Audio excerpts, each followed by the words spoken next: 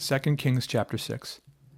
And the sons of the prophets said to Elisha, "See now, this place where we dwell with you is too small for us.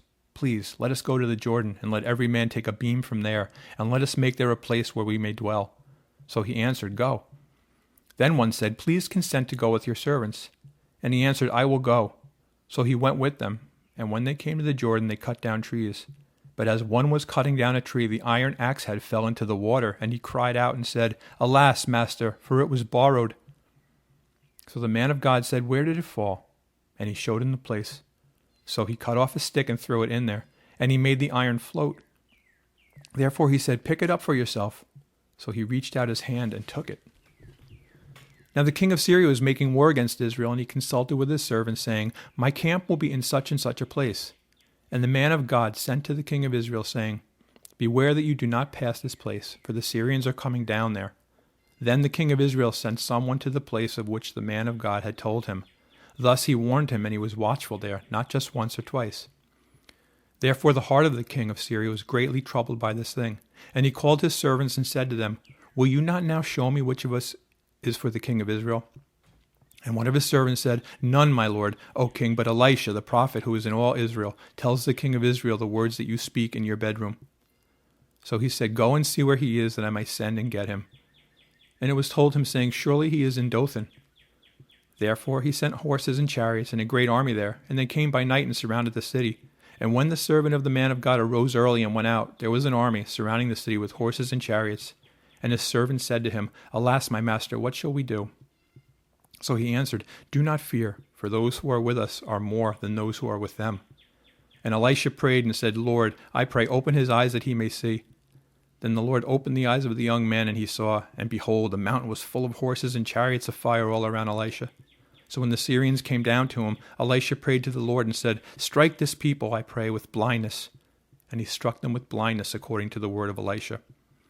Now Elisha said to them, "This is not the way, nor is this the city. Follow me, and I will bring you to the man whom you seek." But he led them to Samaria. So it was when they had come to Samaria that Elisha said, "Lord, open the eyes of these men that they may see." And the Lord opened their eyes, and they saw, and there they were inside Samaria. Now when the king of Israel saw them, he said to Elisha, "My father, shall I kill them? Shall I kill them?" But he answered, "You shall not kill them. Would you kill those whom you have taken captive with your sword and your bow? Set food and water before them, that they may eat and drink and go to their master." Then he prepared a great feast for them, and after they ate and drank, he sent them away, and they went to their master. So the bands of Syrian raiders came no more into the land of Israel.